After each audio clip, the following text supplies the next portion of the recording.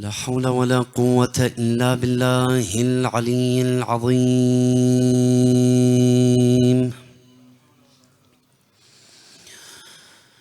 إنا لله وإنا إليه راجعون.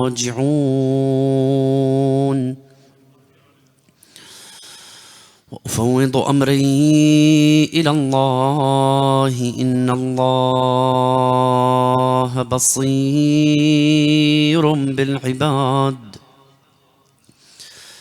صلى الله عليك يا سيدي ويا مولاي يا أبا عبد الله. صلى الله عليك يا ابن رسول الله وابن أمير المؤمنين وابن سيد الوصين وابن فاطمة الزهراء سيدتي وسيدة نساء العالمين. روحي وأرواح العالمين ومن في الوجود لك الفداء وقل الفداء يا قتيل العداء ومسلوب العمامة والرداء. يا ليتنا كنا معكم سادتي فنفوز فوزا عظيما.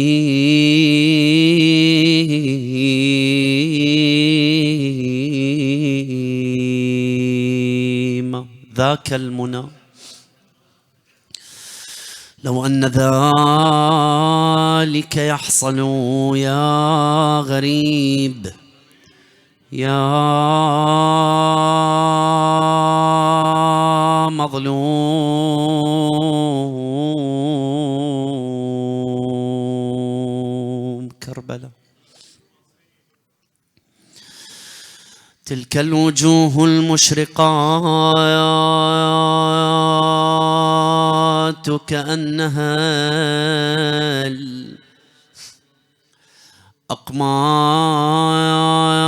الأقمار تسبح في غدير دماء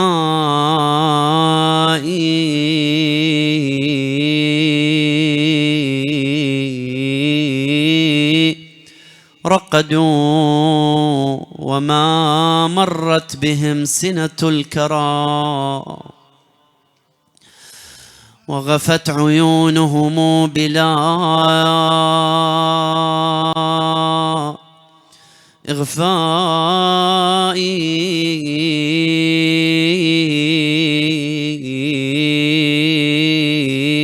متوسدين من الصعيد صخوره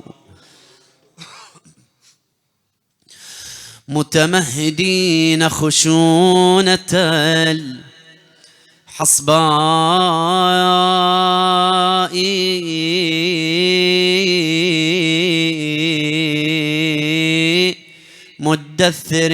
مدثرين بكربلاء سلب القنا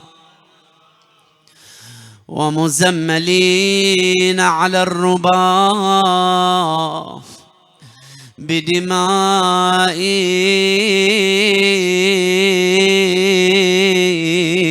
خضبوا وما شابوا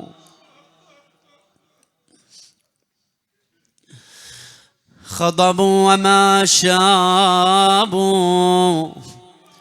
وكان خضابهم بدم من الأوداج للحناء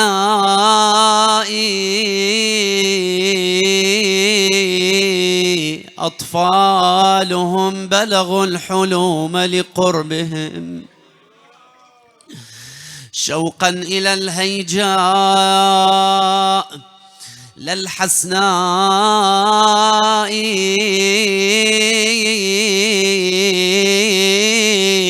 ومغسلين ولا مياه لهم سوى عبرات ثكلى حرة الأحشاء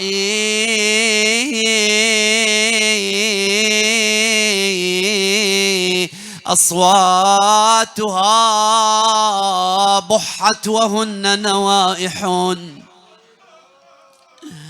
يندبن قتلاهن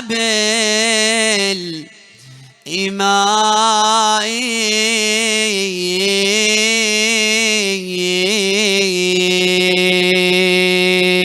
لله صبرك يا شبل دحاي الأبواب، شايل على صدرك جنازة معرسوش. لله صبرك يا أبو النفس الأمينة، شايل على صدرك شباب ذابحين، ومثل الجفن ثوب الزواج ملبسينه، وجسمه مبضاع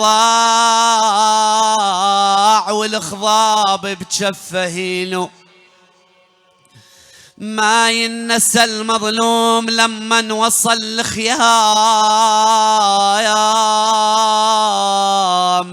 شايل على صدره يشيع الولد جسام، في الحال صاح ومدمعه في الخد سجام. يا اهل المخيم جاكم العريس مذبوح، ورملة على الجاسم هوت تلطم صدرها، يا تنادي عروسك بن سعد يا ابني أسرها، وانت طريح وجثتك ما حد قبرها. مدلل يا عقل شلون تبقى على الوطية، قالها بلسان الحال صبري وودعيني، وجمعي وسادة من التراب ووسديني، يا والدة وشق ضريح ولحديني، قالت شبيدي والعدد انه المطية، ولكن الامر لله.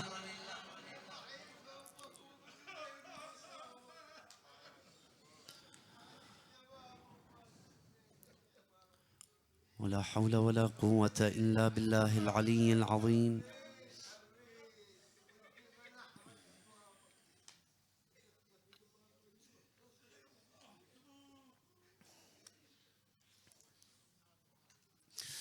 والعاقبة للمتقين ولا عدوان إلا على الظالمين، وما توفيقي إلا بالله عليه توكلت وإليه أنيب. أعوذ بالله من الشيطان الرجيم. بسم الله الرحمن الرحيم. يثبت الله الذين آمنوا بالقول الثابت في الحياة الدنيا وفي الآخرة. آمنا بالله، صدق الله مولانا العلي العظيم.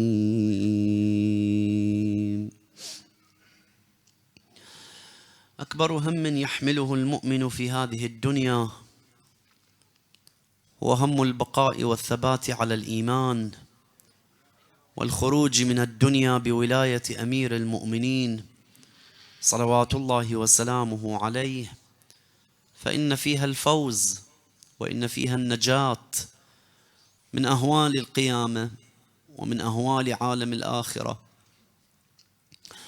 لذلك طمأن الله تبارك وتعالى قلوب المؤمنين فقال في هذه الآية الكريمة: يثبت الله الذين آمنوا بالقول الثابت في الحياة الدنيا وفي الآخرة. فقد يزل البعض وينحرف عن طريق الجادة ويخرج من هذه الدنيا على غير الإيمان ولو عند لحظة الاحتضار، وما ذلك إلا بسبب ذنوب قد قارفها، ومن شأن هذه الذنوب أن تقوده إلى الكفر بالله تبارك وتعالى، مثل ما ينقلون عن بعض العلماء الذي كان في قلبه حسد لغيره دعا بالقرآن عند احتضاره فبصق فيه وخرج من هذه الدنيا كافرا.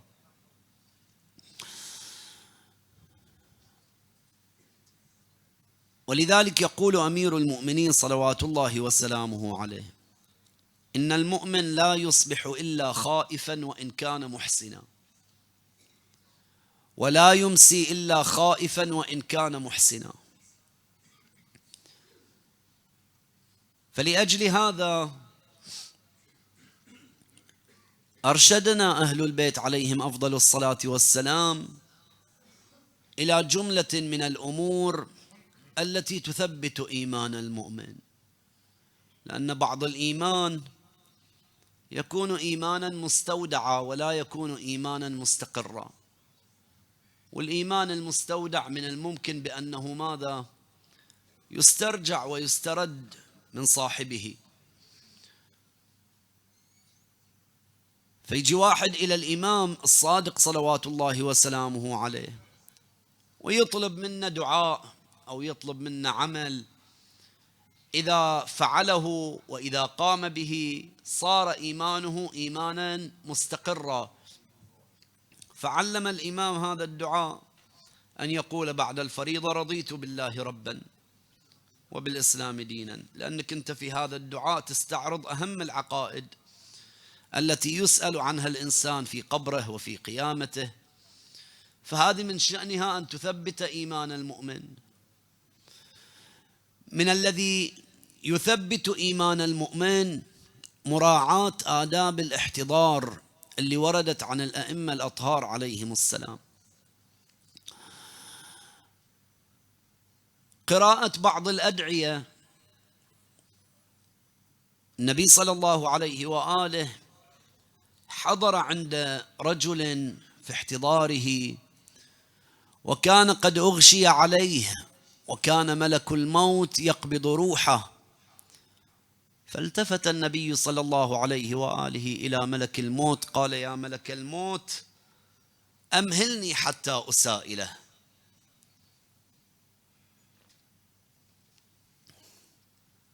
فأمهله ملك الموت وأفاق ذلك الرجل،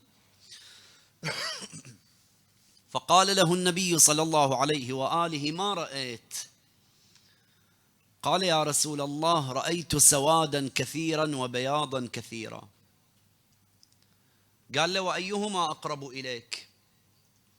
قال له: السواد يا رسول الله. بما أن السواد أقرب إليه هذه علامة غير جيدة، ولكن من سعادة المرء أن يكون النبي صلى الله عليه وآله حاضرا عنده في مثل هذه اللحظات. فقال له النبي ما يخالف، لأن النبي بعد طبيب دوار بطبه، عنده دواء وعنده علاج إلى كل مشكلة.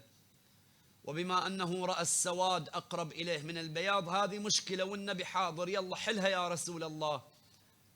قال له بس أبغاك تقول وياي اللهم اغفر لي الكثير من معاصيك واقبل مني اليسير من طاعتك.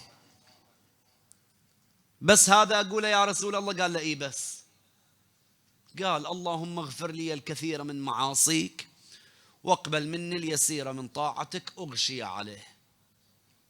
فعلم النبي صلى الله عليه وآله أن ملك الموت عاود قبض روحه، فالتفت النبي إلى ملك الموت قال له يا ملك الموت أمهلني،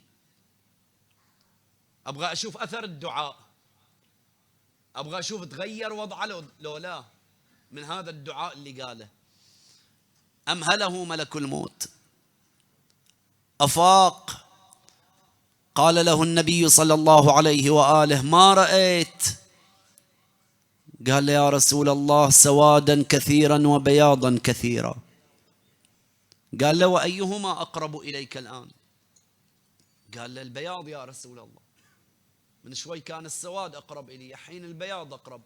فقال النبي أبشروا فقد غفر الله لصاحبكم.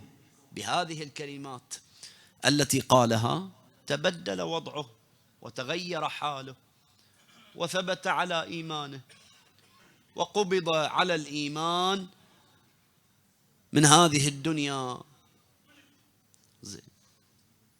دعاء آخر يساعد في تثبيت إيمان المؤمن، وهي قراءة كلمات الفرج التي هي لا إله إلا الله الحليم الكريم، لا إله إلا الله العلي العظيم، سبحان الله رب السماوات السبع ورب الأرضين السبع وما فيهن وما بينهن ورب العرش العظيم والحمد لله رب العالمين. هذه في الروايات يقولون إذا قرأت عند المحتضر تضمن له رفع العذاب، يمكن يشدد عليه ويثقل في سكرات الموت حتى ولو كان مؤمنا، وما ذلك إلا تمحيصا لذنوبه. لكن إذا يقرأ هذه الكلمات المعبر عنها بكلمات الفرج فإنها تضمن له أن لا يشدد عليه في سكرات موته. وقد كان أمير المؤمنين عليه السلام يقرأها على المريض. إذا يجيبون مريض إلى أمير المؤمنين يقولون لا يا أبا الحسن اقرأ عليه، يقوم أمير المؤمنين يقرأ عليه كلمات الفرج لا إله إلا الله الحليم الكريم إلى آخره، ثم يقول له أمير المؤمنين قم فلا بأس عليك، ما عليك شر، قوم. فهي كلمات نافعة جدا في مثل هذه اللحظات. وقد ورد أن أبا بصير قال كنت مع الإمام أبي جعفر الباقر عليه السلام إذا أقبل إليه رجل فقال له يا ابن رسول الله إن عكرمة يحتضر بموت، وهذا لا هو من شيعة الإمام ولا هو من محبي الإمام، بس الإمام بعد من يسمع عن واحد في الاحتضار وهم أهل بيت رحمة يبغون يستنقذون الناس، يروح لعل وعسى ينتفع هذا المحتضر بشيء من علم الإمام سلام الله عليه فينجيه. يعني أهل البيت ما يأيسون أحد ولا يقطعون السبيل على أحد. هذاك يقول اتخذت لي قيانا وأصبت مالا من السلطان، زين، وكان يقيم إليه مجالس للهو والغناء وشرب الخمر. أبو بصير كان جاره، يقول أبو بصير أنا تأديت منه، رحت كلمته قلت له يعني ما يصير هالحالة، أنت جاري بس خفف هالمظاهر هذه. قال له أنا رجل مبتلى، أنا يعني داش النار داش النار. اذكر حالي لصاحبك، يعني جعفر بن محمد الصادق عليه السلام. وشوف لعله يشوف لي دبرة، يشوف لي شارة، أنا مأيس.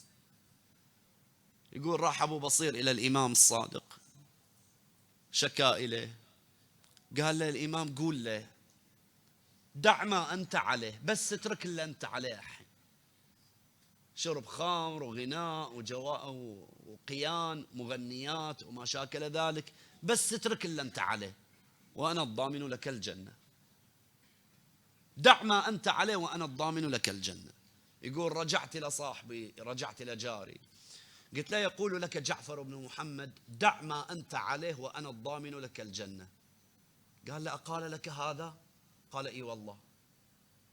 يقول فخرج من أمواله التي أصابها من السلطان حتى لم يبق عنده ثوب، فبعث إلي فكلمني من وراء الباب وهو عريان. يقول ما بقي لي ثوب ألبسه، طلعت من أموالي اللي أصبتها من الحرام كلها، اتصدقت بها ووزعتها، حتى ثوب ما بقى علي. أبغى أمتثل أنا إلى كلام الإمام، وعد الإمام. الإمام وعدني قال لي دع ما أنت عليه وأنا الضامن لك الجنة. يقول أبو بصير رحت اشتريت له ثوب، وبعد كم يوم وقع في الاحتضار، دشيت له وهو يحتضر وهو يقول يا أبا بصير قد وفى لي صاحبك والله، وفى لي. يقول فلما مات أقبلت إلى الإمام أبي عبد الله الصادق عليه السلام، رجول برا ورجول داخل. أول ما خليت رجولي بعد ما دشيت فقال لي أبو عبد الله عليه السلام يا أبا بصير قد وفينا لصاحبك، وفينا إليه. فهم أهل بيت رحمة ما يردون أحد. فهذا يوم سمع أن عكرمة يحتضر، يوم سمع الإمام سلام الله عليه أن عكرمة يحتضر، قال خلني بقوم بشوفه، مع أنه خارجي. يقول أقبل إليه ساعة من الزمان، رجع إلينا الإمام الباقر وهو يصفق بكف على أخرى. وإيش صار سيدي؟ قال أما والله لو أدركت عكرمة قبل أن تقع النفس موقعها، قبل لا يموت يعني، أنا ما لحقت عليه يعني، لو أدركت عكرمة قبل أن تقع النفس موقعها لعلمته كلمات ينتفع بها، لكني أدركته وقد وقعت النفس موقعها، بعد ماكو فايدة. الروح إذا طلعت تطلع على ويش؟ تطلع على أي ملة؟ تطلع على أي دين؟ بعد ما تتغير. إذا طلعت من هذه الدنيا وهي كافرة ما في مجال تقول والله في عالم البرزخ يصلح وضعه، خلاص. هذه هي اللحظة الحاسمة، تطلع روحها على ولاية، تطلع روحها على إيمان، تطلع روحها على كفر، تطلع روحها على ملة معينة، خلاص هذه، وما تتغير وما تتبدل. يقول الإمام بس لو لحقت عليه قبل لا تطلع روحه لعلمته كلمات ينتفع بها. يقول أبو بصير قلت للإمام سيدي وما هي الكلمات التي كنت ستعلمها لعكرمة وهو عكرمة خارجي؟ وش بتعلمه يعني؟ وش اللي يفيده وش اللي ينفعه؟ قال له هو والله ما أنتم عليه يا أبا بصير، هذا اللي بعلمه هي. أنتم على ويش؟ تقرون بإمامة أئمتكم الاثني عشر. يقول يعني الإمام كان بلغنا الأئمة. ثم التفت إلي وقال يا أبا بصير إذا حضرت موتاك فلقنهم الشهادتين وكلمات الفرج لا إله إلا الله الحليم الكريم، وسم لهم الأئمة واحدا بعد واحد. تلقين يعني تلقنه الأئمة عند احتضاره.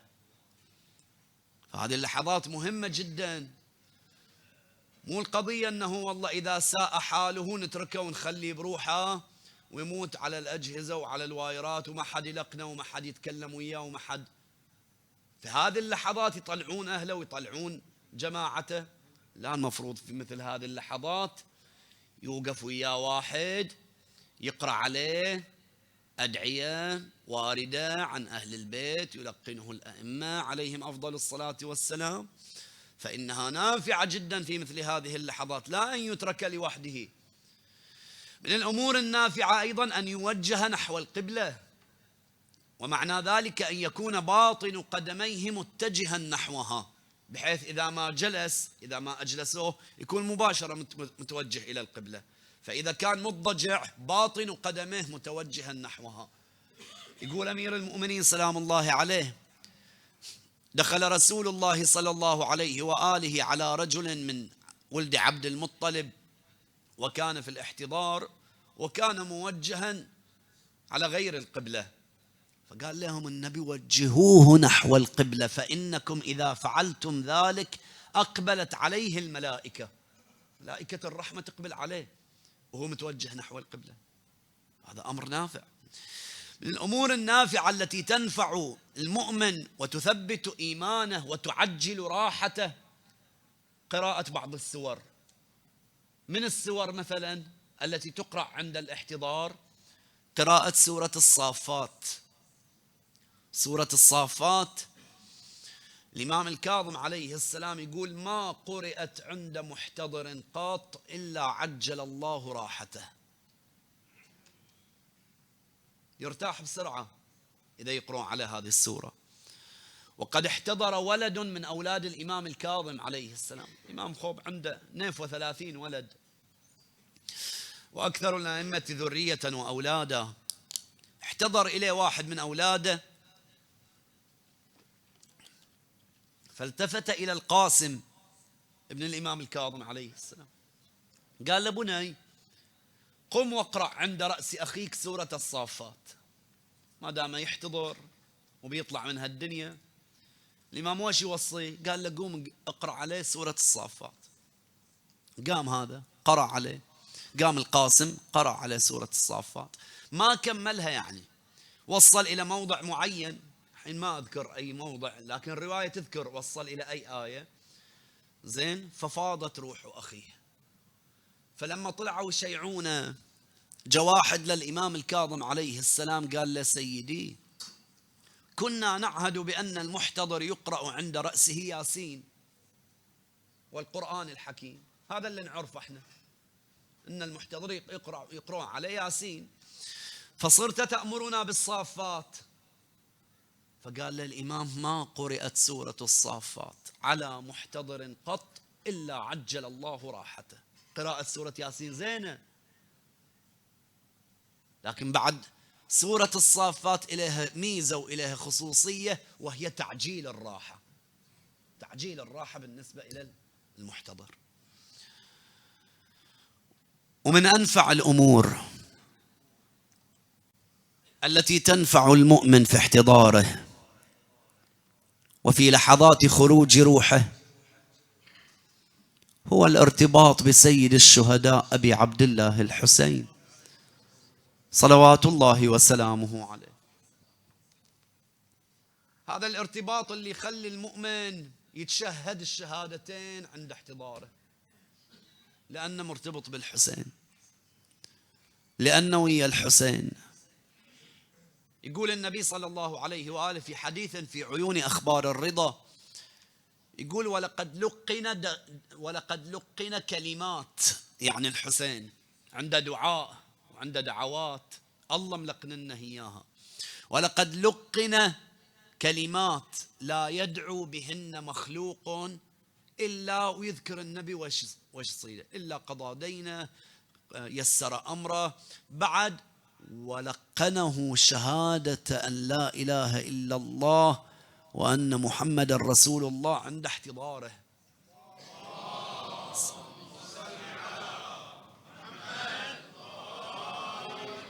وحشره مع الحسين في يوم القيامة، يجوا ويا الحسين يوم القيامة إذا يدعو بهالدعاء هذا النبي يسميه دعاء الحسين. فالراوي يقول للنبي صلى الله عليه وآله: وما هذه الدعوات يا رسول الله؟ قال له: تقول بعد الفريضة وأنت قاعد، خلص صلاتك وأنت قاعد، تقول: اللهم إني أسألك بكلماتك ومعاقد عرشك وسكان سماواتك وأنبيائك ورسلك أن تستجيب لي، فقد رهقني من أمري عسرا، فأسألك أن تصلي على محمد وآل محمد وأن تجعل لي من أمري يسرا.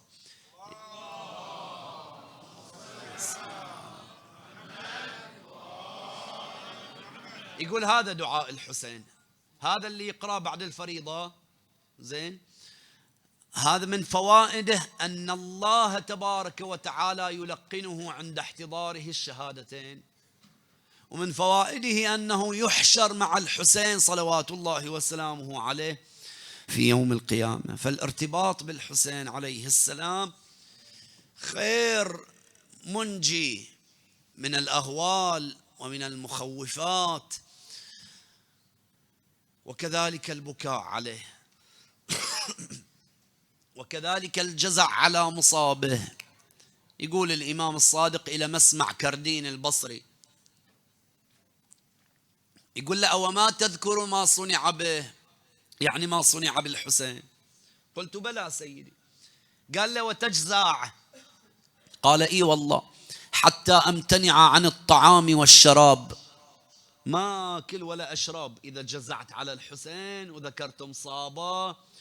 إذا حطوا لي الطعام وحطوا لي الشراب لا أقول ما آكل. شلون آكل والحسين مات عطشان؟ شلون آكل والحسين مات جائع؟ يقول: أذكر جوع الحسين وأذكر عطش الحسين صلوات الله وسلامه عليه، فيبان ذلك في وجهي، أتأثر أنا، فيرى أثر ذلك علي أهلي. قال له الإمام: أما إنك من الذين يعدون من أهل الجزع لنا، أما إنك سترى عند موتك حضور آبائي لك، بيحضرون إليك. هذه البشارة ما دامك تجزع على الحسين.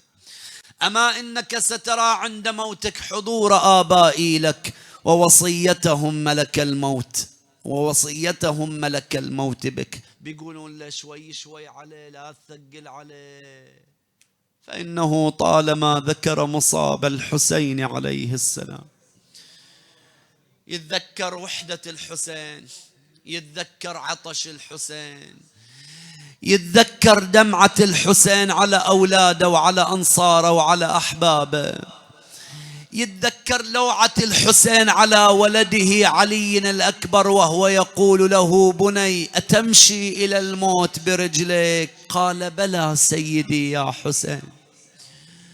وشوف ينزل إلى المعركة فغرورقت عيناه بالدموع، ثم التفت إلى عمر بن سعد وقال له: ما لك؟ قطعت رحمي، قطع الله رحمك، وبعث إليك من يقتلك على فراشك عاجلا غير آجل. وينزل الأكبر إلى الميدان، ما هي إلا ساعة من الزمان وإذا بهذا الشباب قد وقع على بوغاء كربلاء.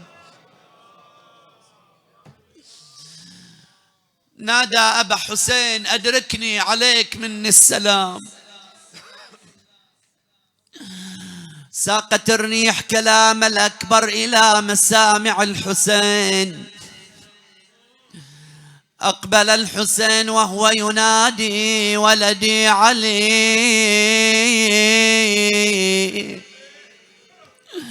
ولدي علي،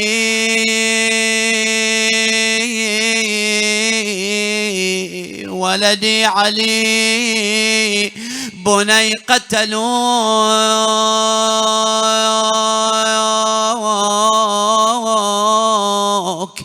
ومن شرب الماء منعوك،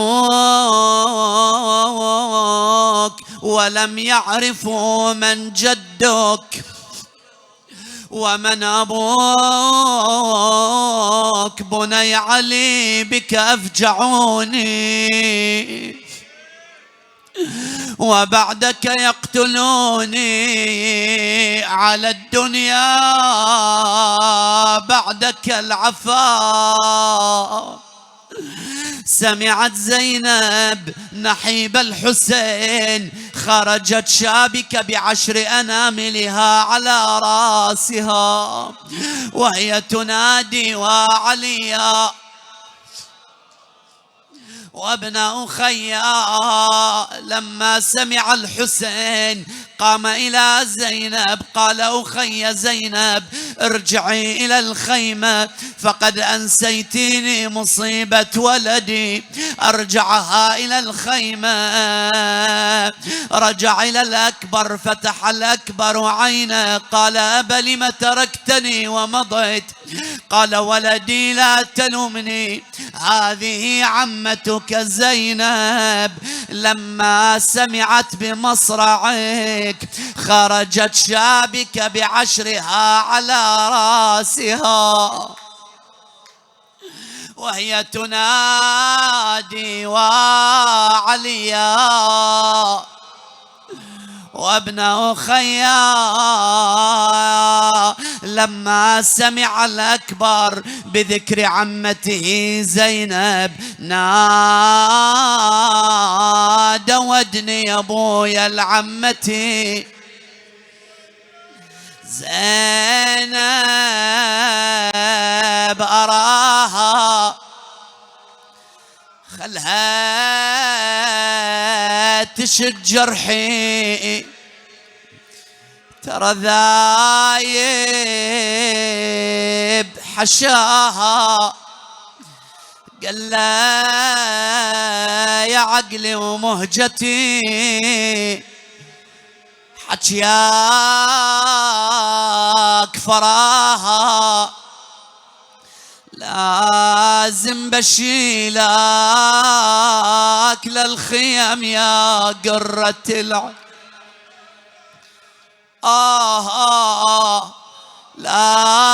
لازم بشيلك للخيام يا مهجة الروح عن جثتك يا صبيعاني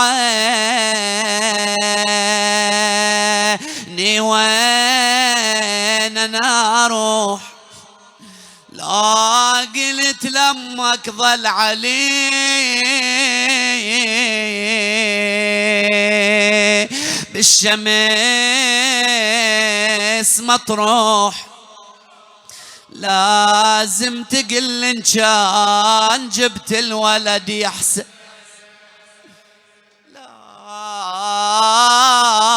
لكن بليلش البصار يا حيل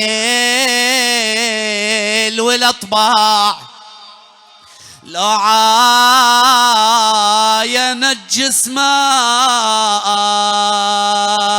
يا عقلي موزع وزاع. زينب ما تقدر تنظرك يا ابني بالانزاع، لكن يعين الله على ضجتها النساوي. شال الولد على صدره وجاء به إلى المخيمات مقطع. شال المدلل فوق صدره ولا الخيم عاد محني الظهر ويصيح فتني فقد الأولاد. قومي يا ليلة للولد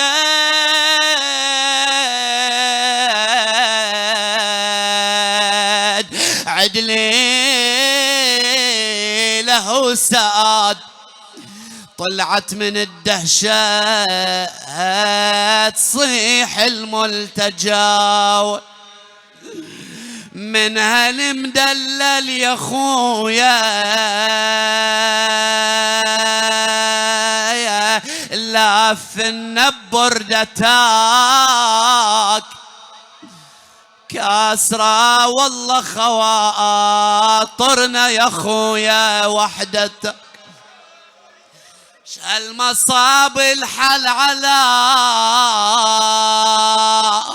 راسك يا خويا شهالمصاب، رحت عنا فرد ساعة ومفرقك شبه الغراب. عودت لنا يا مسراع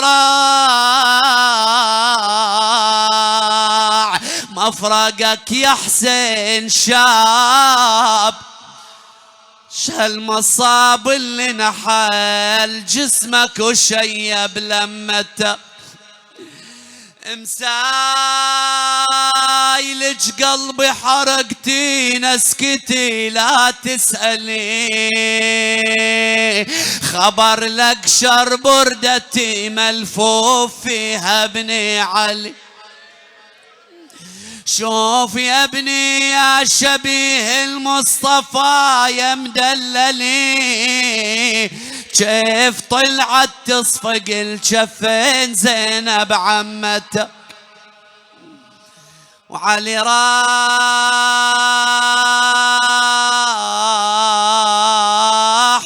قعد عنده وصفق راحين على رايح،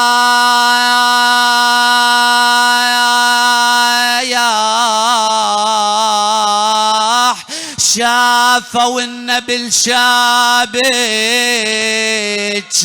على جرايح،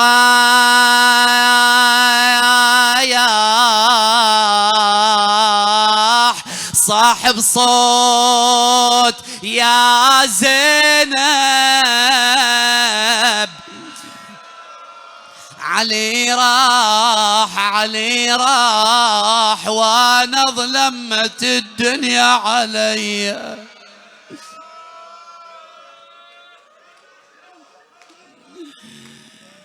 يا ابويا من سماع يمك ونينك ومن شبحت لعند الموت عينك إلى العشرين ما وصلن سنينك، وحاسدني عليك الدهر لك شاف.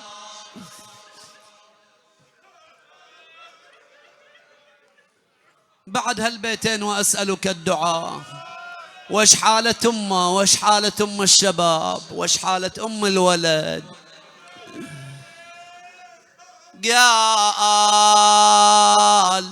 ليلة على شبه النبي تخمش بالخدود، من شافته مقطع وفوق الترب ممدود، وتصيح يا ابني لبستني ثياب الحدود، ما انت الحنون شلون يا ابني قطعت بي. يا كوكبا ما كان أقصر عمره، وكذا تكون كواكب الأسحار. جاورت أعدائي وجاور ربه، شتان بين جواره وجواري. قالها تعتبيني وانا جسمي تقلب، وكثر الطعن يا والده بيش خلاص، صبري وادعيني وقولي يخلف الله. اللهم صل على محمد وآل محمد.